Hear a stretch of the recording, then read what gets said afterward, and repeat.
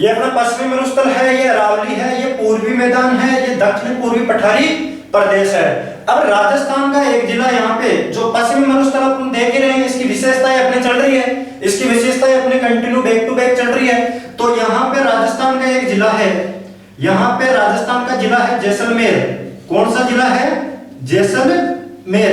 तो जैसलमेर से 10 सेंटीमीटर वर्षा रेखा गुजरती है। कौन सी सेंटीमीटर? 10 सेंटीमीटर जो वर्षा रेखा है वो राजस्थान से होकर राजस्थान का जो जैसलमेर जिला है वहां से होकर गुजरती है। तो अब इस 10 सेंटीमीटर जो वर्षा रेखा है वो राजस्थान के एक मात्र जिले जैसलमेर से होके ही गुजरती है, अन्य जिलों से होके नहीं गुजरती। यह बात यहाँ पे क्लियर हो जानी चाहिए कि 10 सेंटीमीटर वर्षा रेखा राजस्थान के कौन से जिले से होकर गुजरती है? तो जैसलमेर से होकर गुजरती है। तो 10 सेंटीमीटर जो वर्षा रेखा है इसकी विशेषताएं देखते हैं। मरुस्थल के अंदर से होके जा रही है ना ये 10 सेंटीमीटर वर्षा रेखा, कहां से?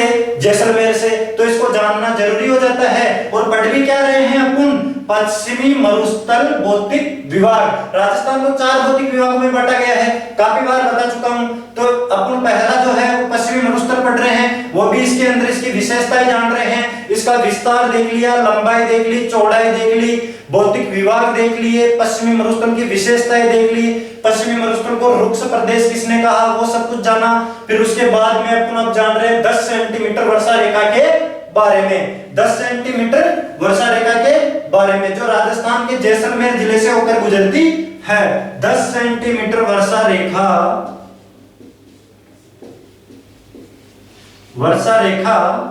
राजस्थान के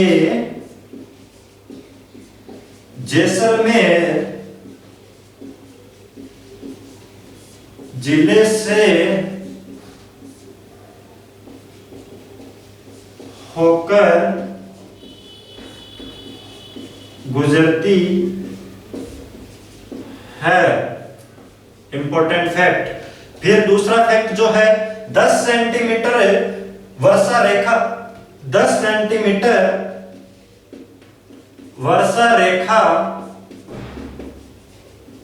अंतरराष्ट्रीय सीमा बनाती है। अगला फैक्ट, 10 सेंटीमीटर वर्षा रेखा भारत व पाकिस्तान को अलग करती है। तो कितनी बातें यहां से पता चल गई हमें कि 10 सेंटीमीटर जो वर्षा रेखा है वह राजस्थान के जैसलमेर जिले से होकर गुजरती है। कौन से जिले से होके? जैसलमेर जिले से होकर गुजरती है। अगली बात क्या पता चली कि जो 10 सेंटीमीटर जो वर्षा रेखा है वह अंतरराष्ट्रीय सीमा बनाती है। 10 सेंटीमीटर वर्षा रेखा भारत व पाकिस्तान को विभाजित करती है। तो ये 3 विशेषताएं अपने को पता चल गई 10 सेंटीमीटर वर्षा रेखा के बारे में। अगली जो वर्षा रेखा है वो है 25 सेंटीमीटर। कौन सी? 25 सेंटीमीटर वर्षा रेखा। कौन सी वर्षा रेखा? 25 सेंटीमीटर वर्षा रेखा। 25 सेंटीमीटर वर्षा रेखा राजस्थान में जो पश्चिमी मरुस्थल है, पश्चिमी मरुस्थल को दो भागों में विभाजित करने वाली रेखा है। जो पश्चिमी मरुस्थल है उसको 2 भागों में विभाजित करने वाली जो वर्षा रेखा है वो है 25 सेंटीमीटर। कौन कौन से भागों में विभाजित करती है ये 25 सेंटीमीटर वर्षा रेखा राजस्थान को? एक तो शुष्क भाग, शुष्क मरुस्थल, शुष्क मरुस्थल, शुष्क मरुस्थल व अर्ध शुष्क मरुस्थल। 2 भागों में डिवाइड हो गई, एक तो शुष्क मरुस्थल और एक अर्ध शुष्क मरुस्थल। राजस्थान का जो पश्चिमी मरुस्थल है उसको 2 भागों में बांटने का काम है वो 25 सेंटीमीटर वर्षा रेखा करती है। तो इतनी बात क्लियर। फिर उसके बाद में 50 सेंटीमीटर, 50 सेंटीमीटर वर्षा रेखा जो अरावली पर्वतमाला के समानांतर गुजरती है, जो अरावली पर्वतमाला के समानांतर गुजरती है, यह 50 सेंटीमीटर वर्षा रेखा राजस्थान को दो भागों में विभाजित करने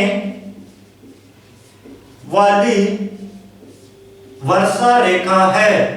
कौन सी वर्षा रेखा है? राजस्थान को दो भागों में विभाजित करने वाली वर्षा रेखा कौन सी है? 50 सेंटीमीटर वर्षा रेखा जो अरावली पर्वतमाला के समानांतर है। इतनी बात क्लियर। यहां से क्या क्या क्लियर हो गया? एक तो 10 सेंटीमीटर वर्षा रेखा कहां से होकर गुजरती है? जैसलमेर से होकर गुजरती है, जो राजस्थान के एक महत्तर जिले से होकर गुजरती है। फिर उसके बाद 25 सेंटीमीटर वर्षा रेखा जो पश्चिमी मरुस्थल को दो बराबर भागों में डिवाइड करती है, शुष्क मरुस्थल और अर्ध शुष्क मरुस्थल। ये वाला जो पार्ट है वो तो है शुष्क मरुस्थल, बिल्कुल शुष्क मरुस्थल। और ये वाला जो पार्ट है वो है अर्ध शुष्क मरुस्थल। कौन सा मरुस्थल? अर्ध शुष्क। कौन सा मरुस्थल? अर्ध शुष्क मरुस्थल। तो राजस्थान का जो पश्चिमी मरुस्थल है उसको दो भागों में डिवाइड करती है 25 सेंटीमीटर वर्षा रेखा, और राजस्थान को दो भागों में डिवाइड करती है जो अरावली पर्वतमाला के समानांतर चलती है। वो रेखा है 50 सेंटीमीटर वर्षा रेखा जो राजस्थान को दो भागों में विभाजित करती है। यहां से इतने पॉइंट क्लियर। अब जो मोस्ट पॉइंट बताने जा रहा हूं उसको समझना बहुत ही अति आवश्यक है। वो पॉइंट क्या है कि राजस्थान का जो पश्चिमी मरुस्थल है उसका विस्तार देख रहे हैं, तो उसका विस्तार अगर जानना चाहे तो वो 10 सेंटीमीटर वर्षा रेखा पश्चिम में तो इसके 10 सेंटीमीटर वर्षा रेखा है, और अगर पूर्व की बात करें तो 50 सेंटीमीटर वर्षा रेखा है। कौन सी वर्षा रेखा है? 50 सेंटीमीटर वर्षा रेखा है। अगर ऑप्शंस में 50 सेंटीमीटर वर्षा रेखा नहीं आए और वहां 40 सेंटीमीटर वर्षा रेखा दी जाए तो अपन 40 सेंटीमीटर को टिक कर देंगे, क्योंकि 50 से जस्ट पहले यहां पे कौन सी है? 40 सेंटीमीटर वर्षा रेखा। तो राजस्थान में जो पश्चिमी मरुस्थल है उसका वर्षा रेखाओं के आधार पर अगर विस्तार देखा जाए तो वो 10 सेंटीमीटर पश्चिम में वर्षा रेखा से लेके 40 सेंटीमीटर पूर्वी वर्षा रेखा तक विस्तारित है, या 50 सेंटीमीटर वर्षा रेखा तक विस्तृत है। इतनी बात क्लियर हो जानी चाहिए दोस्तों। बड़े प्यार से बता रहा हूं तो इसको आसान भाषा में बिल्कुल एक चित्त होके, एक मन होके इसको आप समझ लो। एक बार इसका स्क्रीनशॉट लो।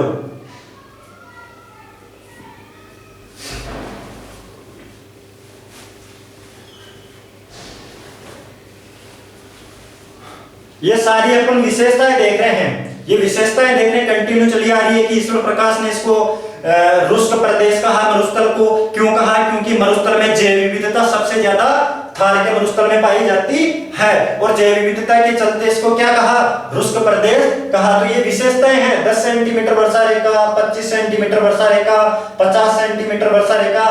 तो इसका स्क्रीनशॉट ले लो आप।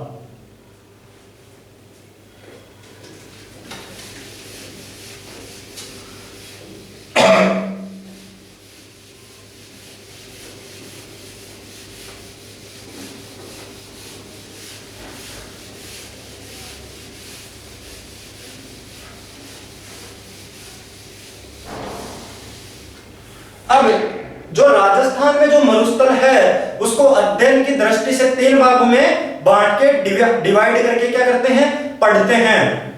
एक तो रेतीला मरुस्थल यानी ईर्ग मरुस्थल, एक हमबादा मरुस्थल, और तीसरा जो है वो किस प्रकार का मरुस्थल है? मिश्रित मरुस्थल, जिसको रेग कहा जाता है। क्या कहा जाता है?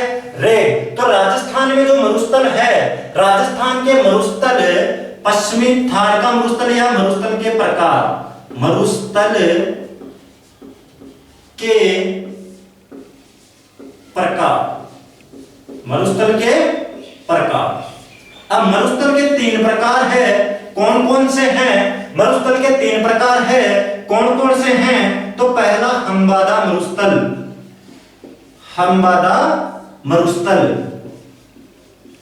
कौन सा मरुस्थल? हम्बादा मरुस्थल। सेकंड नंबर पे जो मरुस्थल आता है वो आता है इर्ग मरुस्थल, इर्ग मरुस्थल। और थर्ड नंबर पे जो मरुस्थल आता है वो आता है रेख मरुस्थल। कौन सा मरुस्थल? रेख मरुस्थल।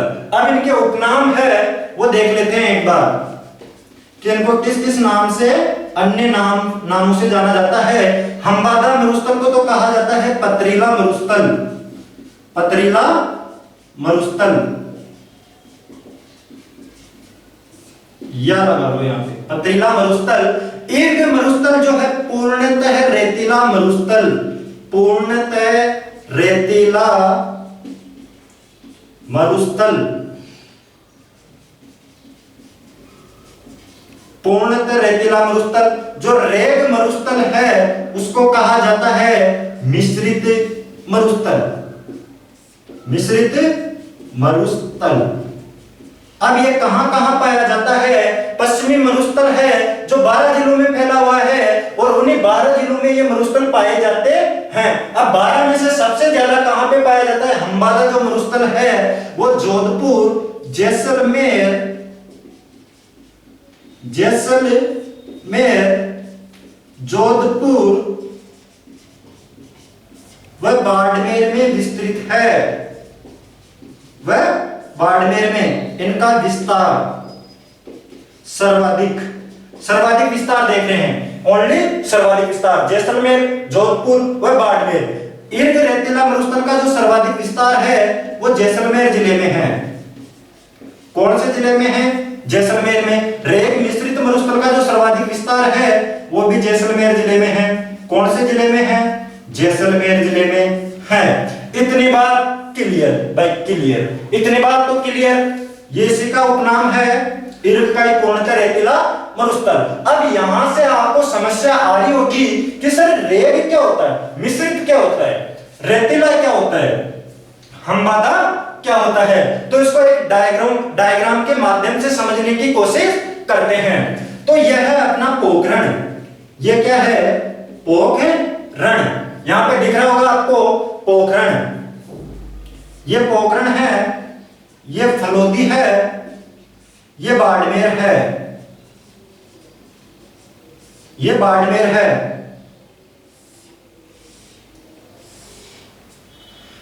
तो यहां पोखरण से फलोदी और फलोदी से बाड़मेर तक जो मरुस्थल है वो पथरीला मरुस्थल विस्तृत है, बिल्कुल पत्थर के टाइप में पथरीला मरुस्थल।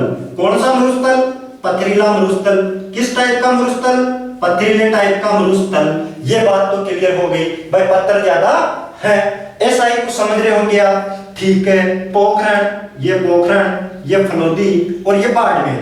तो इन 3 जिलों में जो है वो हम्बादा का ही दूसरा नाम है पथरीला मरुस्थल। अब ये तो है नहीं कि भाई पथरीला मरुस्थल जहां पे खत्म होता है वहीं से जस्ट बालू के टीले या रेतीला मरुस्थल स्टार्ट हो जाता है, ऐसा कभी भी नहीं होता है। थोड़ा बहुत संक्रमण क्षेत्र होता है कि जैसे ही पथरीला मरुस्थल समाप्त होने जाता है वहां से धीरे धीरे धीरे कुछ पट्टी को छोड़ने के बाद में रेत स्टार्ट होती है।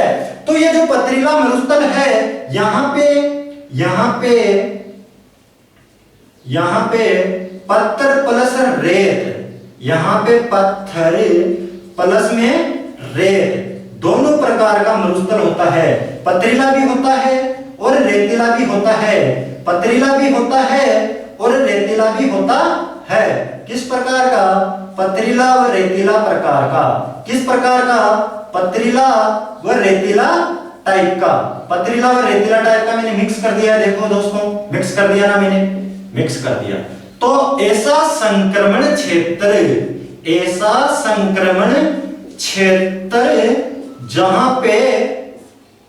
जहां पर रेत व पत्थर दोनों का मिश्रण हो, मिश्रण यानी दोनों मिलते हो, दोनों का मिश्रण हो, वही कौन सा मरुस्थल होता है? वह कौन सा मरुस्थल होता है? वो रेग होता है। दोनों का मिश्रण हो वो कौन सा मरुस्थल होता है? रेग या मिश्रित मरुस्थल। फिर यहाँ पे आने के बाद में फिर क्या हो जाती है? बालू स्टार्ट हो जाती है। फिर इधर धूल स्टार्ट हो जाती है। क्या स्टार्ट हो जाती है? बालू ही बालू स्टार्ट हो जाती है, प्रारंभ हो जाती है। तो इसे बोलते हैं पूर्णतः रेतीला मरुस्थल। कौन सा मरुस्थल? रेतीला मरुस्थल। इतनी बात क्लियर भाई। हम्बादा भी अपन ने समझ लिया, हम्बादा भी समझ लिया कि हम्बादा क्या होता है। रेग भी अपन ने जान लिया कि मिश्रित क्या होता है, कि जहां पे रेत व पथरीला दोनों का मिश्रण हो उसे रेग या मिश्रित मरुस्थल कहा जाता है। जहां पे पूर्णतः जहां पे रेत ही रेत हो वहां पे रेतीला मरुस्थल होता है, और जहां पे पत्थर ही पत्थर हो उस मरुस्थल को हम्बादा मरुस्थल कहा जाता है। तो पश्चिमी जो मरुस्थल है, राजस्थान का जो मरुस्थल है वो 3 टाइप में हो गया। हम्बादा मरुस्थल, ईर्ग मरुस्थल, रेग मरुस्थल। रेग मरुस्थल का सर्वाधिक विस्तार जैसलमेर में है, ईर्ग मरुस्थल का सर्वाधिक विस्तार जैसलमेर में है, यानी रेतीले मरुस्थल का सर्वाधिक विस्तार जैसलमेर में है, पथरीले मरुस्थल का सर्वाधिक विस्तार जैसलमेर में है। उसके बाद जोधपुर में, नेक्स्ट फिर बाड़मेर में। तो ऐसे आपको ध्यान रखना है। अब इसका एक बार आप स्क्रीनशॉट ले लो, फिर आगे बढ़ते हैं।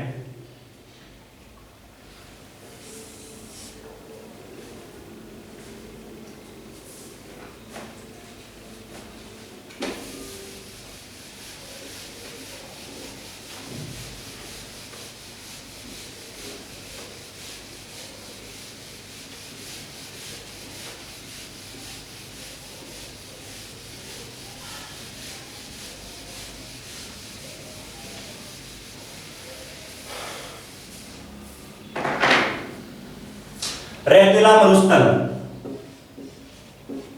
रेतीला मरुस्थल। इस रेतीले मरुस्थल में 2 प्रकार की आकृतियां मिलती है। एक तो बालू का रहित, बालू का स्तूप रहित आकृतियां। कौन सी आकृतियां? बालू का स्तूप रहित आकृतियां।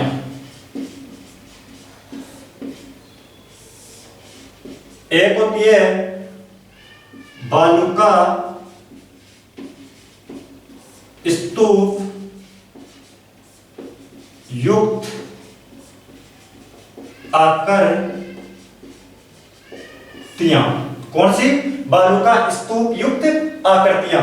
उनमें जो पहली आकृति है वह है, उनमें जो पहली आकृति है उसका नाम है अनुप्रस्थ बालू का स्तूप। अनुप्रस्थ बालू का स्तूप। सेकंड नंबर की जो आकृति है उसका नाम है अनुदैर्य, अनुदैर्य बालू का स्तूप। थर्ड नंबर की जो आकृति है वह है तारानुमा बालू का स्तूप। फोर्थ नंबर की जो आकृति है वो है बरखान बालू का स्तूप। 5 नंबर की है वो है पैराबोलिक बालू का स्तूप। पेन थोड़ा ठीक नहीं चल रहा यार। पैराबोलिक बालू का स्तूप।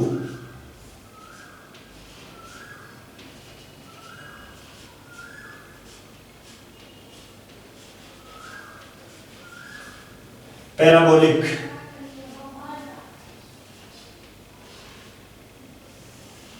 पैराबोलिक बालू का स्तूप। जो नेक्स्ट आकृति है वो है सीप,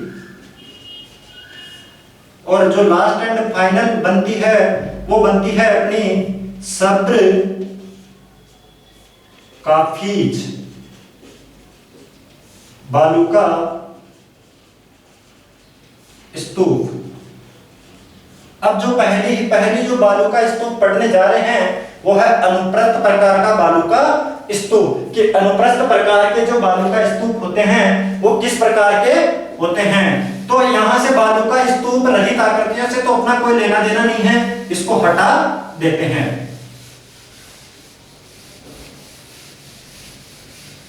अब बात करते हैं पहले अनुप्रस्थ बालू का स्तूप की।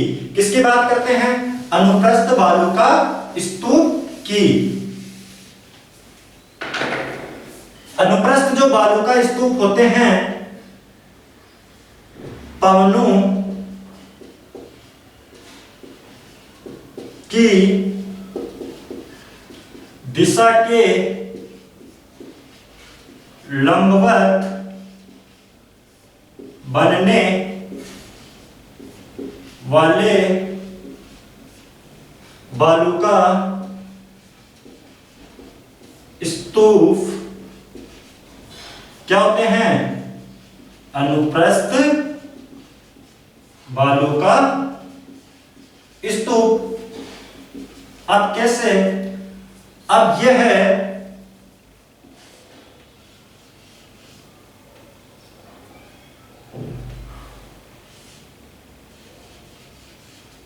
इधर से पवन आई, ये पवने हैं।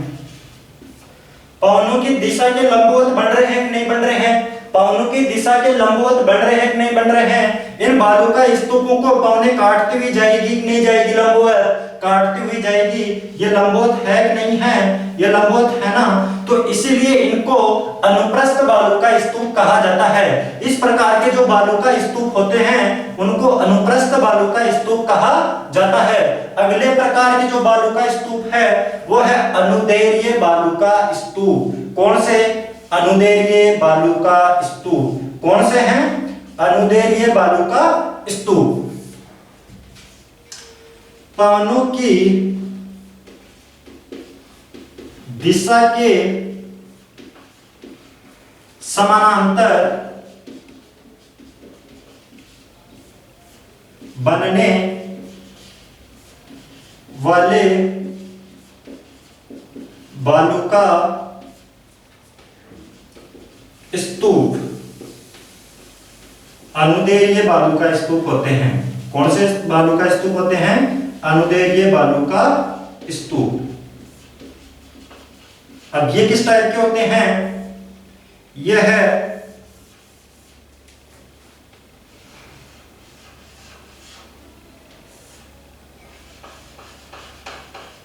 पवने निकल रही है, ठीक है। तो पवनों की दिशा के समानांतर है नहीं है ये बालू का स्तूप? पवनों की दिशा के समानांतर है। तो पवनों की दिशा के समानांतर बनने वाले बालू का स्तूप को अनुदैर्घ्य प्रकार के बालू का स्तूप कहा जाता है। जो नेक्स्ट है वो है तारानुमा बालू का स्तूप। कौन सा स्तूप? तारानुमा। तो एक बार इसका स्क्रीनशॉट ले लो आप जल्दी से।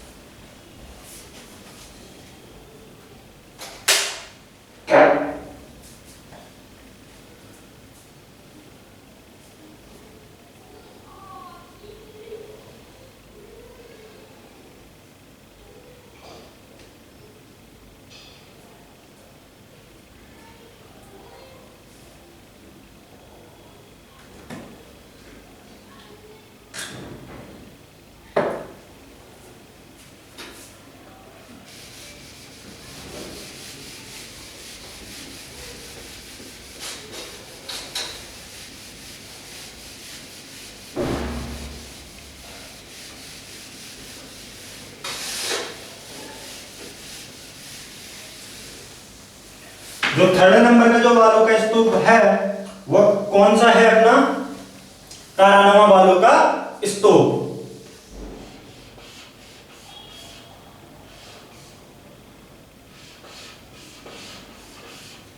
यह है तारानुमा बालू का स्तूप। पवन ने इधर से आई, मर्दा का शरण किया, इधर से किया, इधर से किया, इधर से किया, मर्दा का क्या किया, शरण।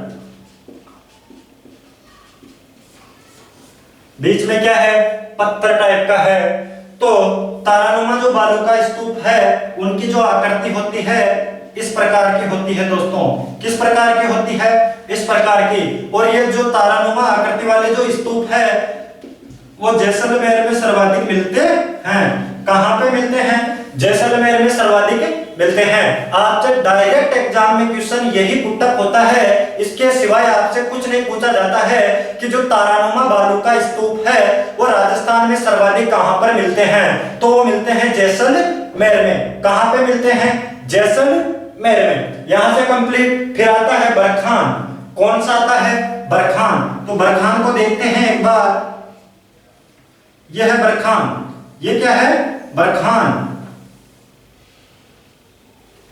ये क्या है, बरखान। अब बरखान जो बालू का स्तूप है वो अर्धचंद्राकार प्रकार का दिखाई दे रहा है कि नहीं दे रहा है। ये अर्धचंद्राकार प्रकार का है कि नहीं है। थोड़ा और अर्धचंद्राकार कर देते हैं इसको, येलो। ये अर्धचंद्राकार टाइप का है ना, अर्धचंद्रा। तो ये अर्धचंद्राकार प्रकार का स्तूप है। अर्ध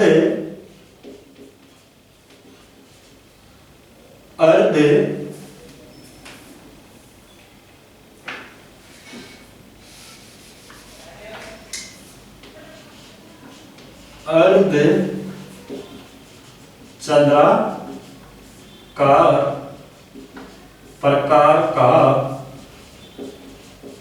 बालू का स्तूप।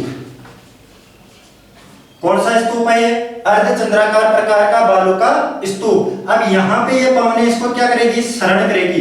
यहाँ पे पवने क्या करेगी, मर्दा शरण है। तो ये लंबवत कर रही है कि नहीं कर रही है, ये लंबवत कर रही है कि नहीं कर रही है। तो इसलिए जो बरखान जो बालू का स्तूप है, बरखान जो बालू का स्तूप है वो अनुप्रस्थ बालू का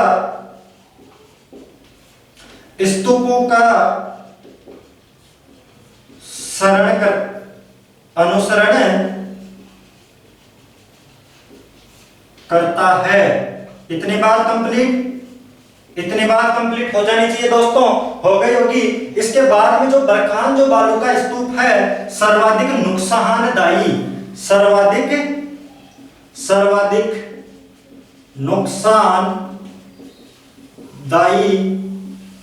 बालू का स्तूप है। ये किस प्रकार का स्तूप है, सर्वाधिक नुकसानदायी प्रकार का बालू का स्तूप है। कौन सा, बरखान। कौन सा, बरखान। बरखान की जो आकृति है वो अर्धचंद्राकार प्रकार के बालू का स्तूप जैसी है। अर्धचंद्राकार है ना ये।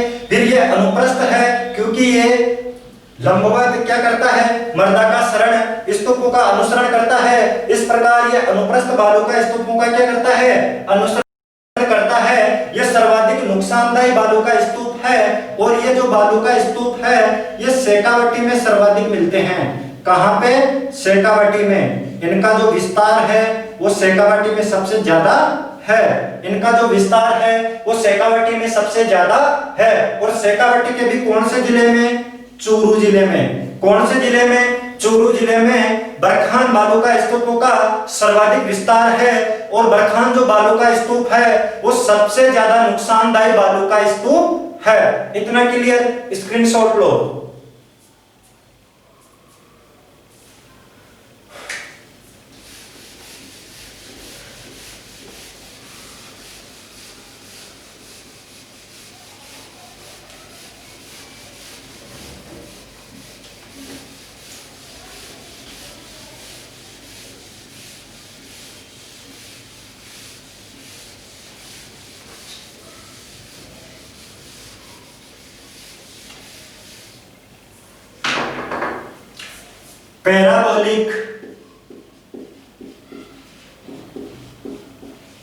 पैराबोलिक बालू का स्तूप। पैराबोलिक बालू का स्तूप। ये जो पैराबोलिक बालू का स्तूप है, ये जो पैराबोलिक जो बालू का स्तूप है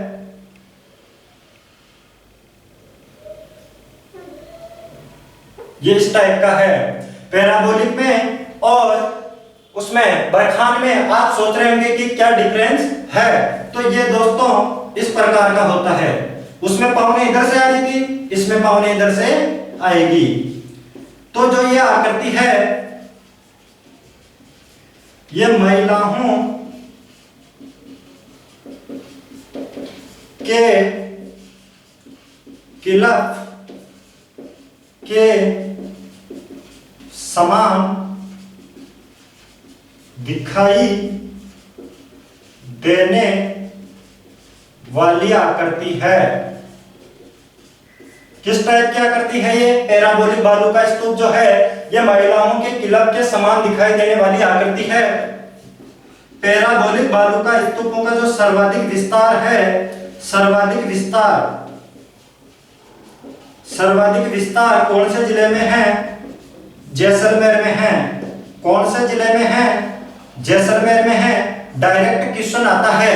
और राजस्थान में वेरी वेरी इंपॉर्टेंट 3 स्टार लगाओ इसके। तो कितने स्टार लगाओ?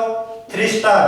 और 3 स्टार लगा के लिखो कि पैराबोलिक बालू का स्तूप, पैराबोलिक बालू का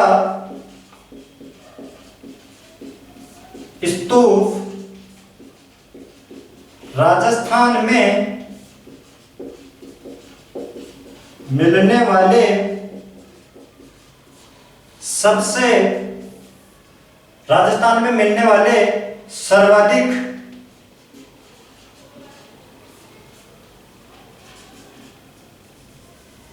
पैराबोलिक बालू का स्तूप राजस्थान में सर्वाधिक मात्रा में मिलते हैं। जो पैराबोलिक बालू का स्तूप है राजस्थान में सर्वाधिक मात्रा में मिलते हैं। ये 3 विशेषताएं ध्यान रखनी है। एक तो महिलाओं का जो किलफ होता है, जो पीछे लगाती है महिलाएं, जिसको जूडो कहा जाता है, उसके समान इसकी आकृति है। सर्वाधिक विस्तार है वो जैसलमेर जिले में है। और राजस्थान में मिलने वाला सर्वाधिक प्रकार का बालू का स्तूप है वो कौन सा है? पैराबोलिक बालू का स्तूप, जो राजस्थान में सर्वाधिक मात्रा में मिलते हैं। और कहां पे सर्वाधिक मिलते हैं? जैसलमेर में। और लास्ट एंड फाइनल जो बालू का स्तूप मिलता है राजस्थान में वो है सब्र काफीज। कौन सा? सब्र काफीज। एक बार स्क्रीनशॉट ले लो इसका।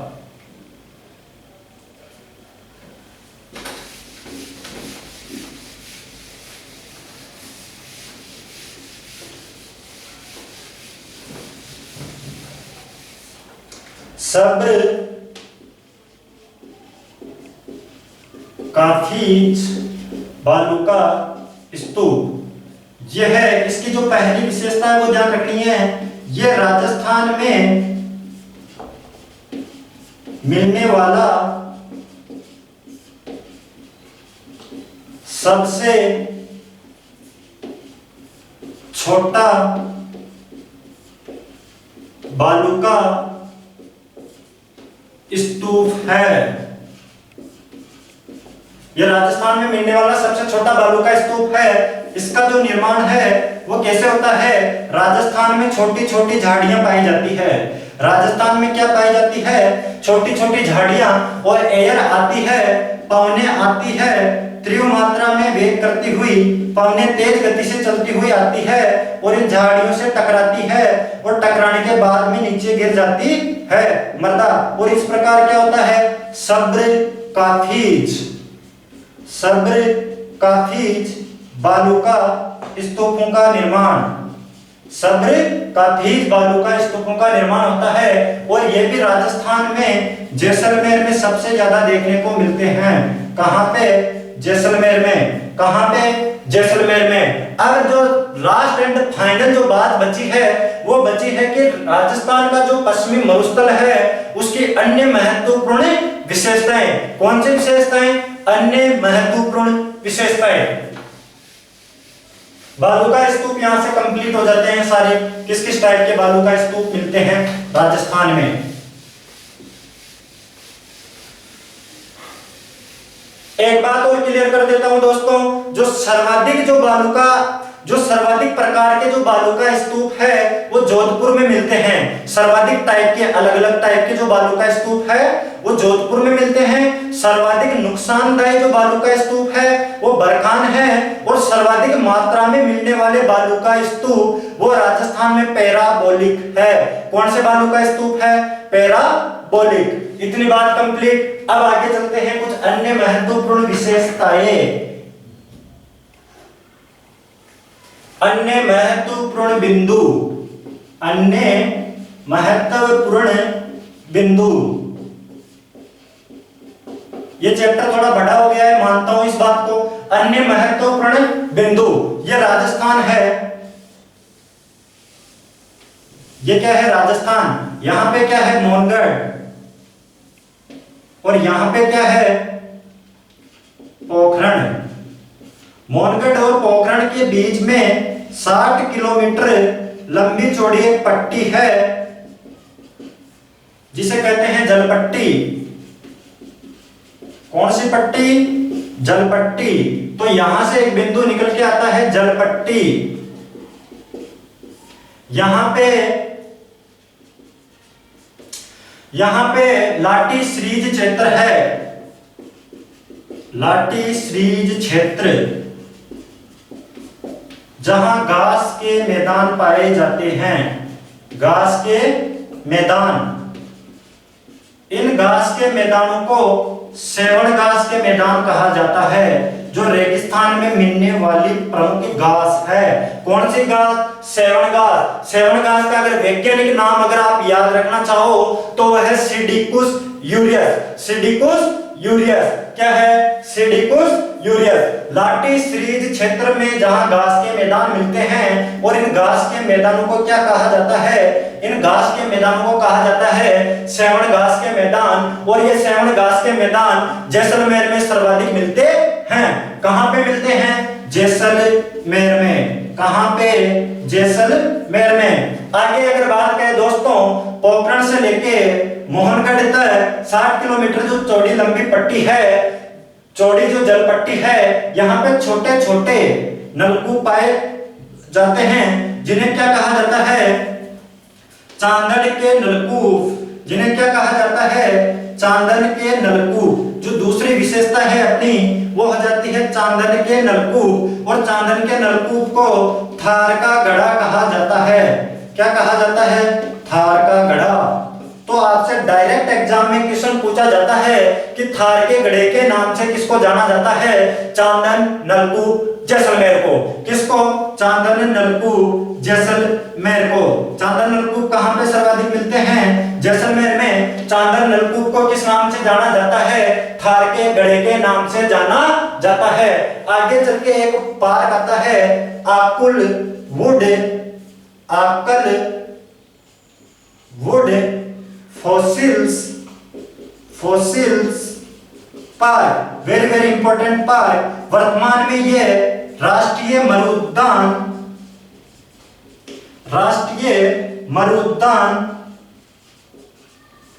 जैसलमेर में स्थित है। कहां स्थित है? राष्ट्रीय मरुद्यान जैसलमेर में स्थित है। कहां पे स्थित है?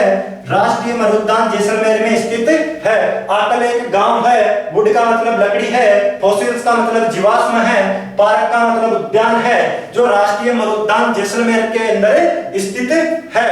आकल वुड फॉसिल्स पार्क। चांदन नलकूप, सेवण घास, लाटी सरीज क्षेत्र, जलपट्टी। सेवण घास का वैज्ञानिक नाम आपको पता होना चाहिए, सिडिकुस यूरियस। क्या? सिडिकुस यूरियस। इतनी बात कंप्लीट होने के बाद में रेगिस्तान की जो अगली विशेषता है, चौथी विशेषता, वो है पीवड़ा सांप। यहाँ पे कौन सा सांप मिलता है दोस्तों?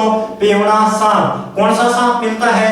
पीवड़ा सांप। कौन सा सांप? पीवड़ा सांप। जो मरुस्थल का जो शेखावटी वाला पार्ट है, वहां पे पानी संचय के लिए, पानी के संचय के लिए, पानी को एकत्रित करने के लिए छोटे पानी को एकत्रित करने के लिए छोटे छोटे कुएं बनाए जाते हैं। छोटे छोटे क्या बनाए जाते हैं? कुएं। छोटे छोटे कुएं बनाए जाते हैं। इन कुओं को क्या कहा जाता है? जोड़ कहा जाता है। इन कुओं को क्या कहा जाता है? जोड़ कहा जाता है। ये बावड़ी नुमा कुएं होते हैं दोस्तों, जहां पे यहाँ सीढ़ियां लगी हुई होती है। यहाँ पे क्या लगी हुई होती है? सीढ़ी नुमा कुएं होते हैं, छोटे छोटे बावड़ी नुमा कुएं होते हैं। पानी के संचय के लिए छोटे छोटे जो कुएं होते हैं उन्हें क्या कहा जाता है? जोड़ होते हैं, उन्हें जोड़ कहते हैं, उन्हें जोड़ कहते हैं। मरुस्थल में जो शेखावटी में ये मिलते हैं, इनका विस्तार सबसे ज्यादा कहाँ है? शेखावटी में। कहाँ पे है दोस्तों? शेखावटी में। कहाँ पे है? शेखावटी में। जोड़ कंप्लीट। पियूना एक सांप है जो मरुस्थल में मिलता है।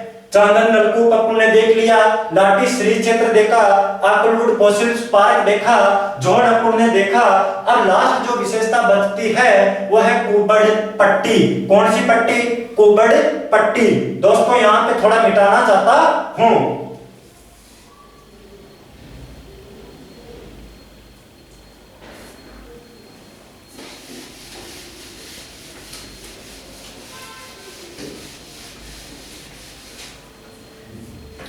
अगली जो विशेषता है 6 नंबर, वो है कुबड़ पट्टी।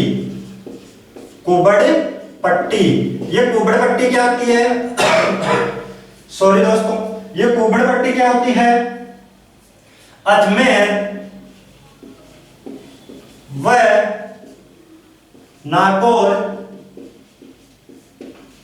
के बीच का भूभाग। अजमेर व नागौर के बीच का फ्लोराइड का जो पानी है वो ज्यादा हो गया है। अजमेर व नागौर के बीच में जो भूमि के अंदर है वो पानी में फ्लोराइड का स्तर ज्यादा हो गया है। तो यहाँ पे लोगों को कौन सी समस्या हो गई? कुबड़ की समस्या। इसलिए अजमेर व नागौर के बीच के भूभाग को कुबड़ पट्टी के नाम से जाना जाता है। बिल्कुल सीधी सिंपल लैंग्वेज में आपको समझा रहा हूं दोस्तों, ताकि एग्जाम में आप आए और उसको सही कर दो। तो कुबड़ पट्टी आपको समझ में आ गया होगा। फिर बचता है पलाया जिले। पलाया जिले। पलाया जिले क्या होती है? इनको समझ लेते हैं। पलाया जिले, इनका जो दूसरा नाम है वो है खडीर। क्या है? खडीर। पलाया जिले दो बालू का स्तूपों के बीच, ये बालू का स्तूप इधर, ये बालू का स्तूप और ये बालू का स्तूप, दो बालू का स्तूपों के बीच बनने वाली अस्थायी झीलों को पलाया जिले कहा जाता है। पलाया यानी पलायन कर जाना। पलायन भी अस्थायी होता है। आज यहाँ कल वहां, याद करने की ट्रिक बता रहा हूं दोस्तों, ज्यादा मन पे नहीं लोगे। पलाया जिले हैं, ये अस्थायी जिले होती है। दो बालू का स्तूप के बीच में जो निम्न भूमि होती है उनमें पानी भर जाने से अस्थायी जिलों का निर्माण होता है। अस्थायी जिले जिन्हें पलाया जिले या खडीर जिले कहा जाता है। खडीर दोस्तों, यहाँ के लोगों ने, जैसलमेर के आसपास के लोगों ने गड्ढे खोद के बारिश का पानी एकत्रित करके आसपास की भूमि में कृषि की। आसपास की भूमि में क्या की? कृषि की। यहाँ पे पानी भर लिया और कृषि का काम किया। इसे ही खडीर कृषि कहा गया। खडीर कृषि किसके द्वारा की जाती है? सर्वाधिक पालीवाल ब्राह्मणों के द्वारा। किसके द्वारा? पालीवाल ब्राह्मणों के द्वारा। किनके द्वारा? पालीवाल ब्राह्मणों के द्वारा। और रबी की फसल सबसे ज्यादा उगाई जाती है, गेहूं, चना, इस प्रकार की फसल। किस टाइप की फसल? रबी की फसल। जो खडीर कृषि है वो जैसलमेर में सर्वाधिक की जाती है। कहां पे की जाती है खडीर कृषि सर्वाधिक? सर्वाधिक जैसलमेर में। सर्वाधिक जैसलमेर में। किसके द्वारा? पालीवाल ब्राह्मणों के द्वारा।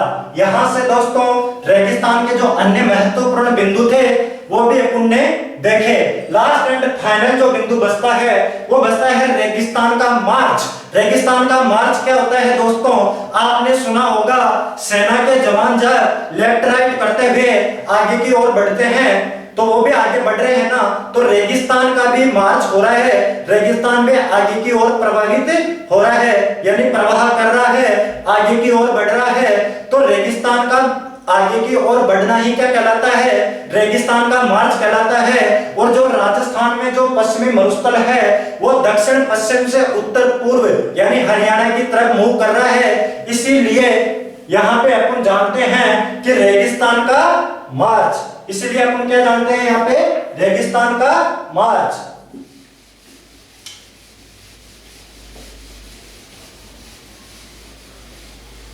कौन सी विशेषता हो जाएगी ये? 8वीं विशेषता, रेगिस्तान का मार्च। रेगिस्तान का मार्च क्या है?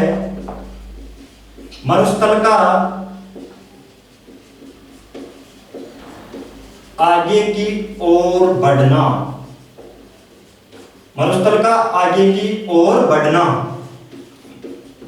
यानी मरुस्थल हरियाणा की तरफ क्या हो रहा है? बढ़ता हुआ जा रहा है। तो मरुस्थल का जो विस्तार है वो कौन सी दिशा में बढ़ रहा है? मरुस्थल का विस्तार बढ़ता हुआ जा रहा है कौन सी दिशा में? वो दिशा है दक्षिण पश्चिम टू उत्तर पूर्व। दक्षिण पश्चिम टू उत्तर पूर्व, यानी हरियाणा की ओर रेगिस्तान का क्या हो रहा है? मार्च। मार्च का मतलब बढ़ना। सेना के दो जवान भी तो जैसे सेना मार्च, तो यानी सेना के जवानों का आगे बढ़ना, वैसे ही मरुस्थल का क्या होना? आगे बढ़ना। तो इसे ही क्या बोलते हैं? रेगिस्तान का मार्च, मरुस्थल का आगे की ओर बढ़ना। तो ये बिंदु क्लियर हो गए होंगे दोस्तों। इसी के साथ अपना पश्चिमी मरुस्थल का जो चैप्टर है वो बिल्कुल पूर्णतः कंप्लीट हो जाता है। इसके बाहर आज तक ना कोई क्वेश्चन आया है और ना कोई आएगा दोस्तों। अगर समझ में आया हो तो आप लाइक कीजिए दोस्तों, और अगर चैनल पे नए हो तो चैनल को सब्सक्राइब कर लीजिए दोस्तों। थैंक यू, धन्यवाद।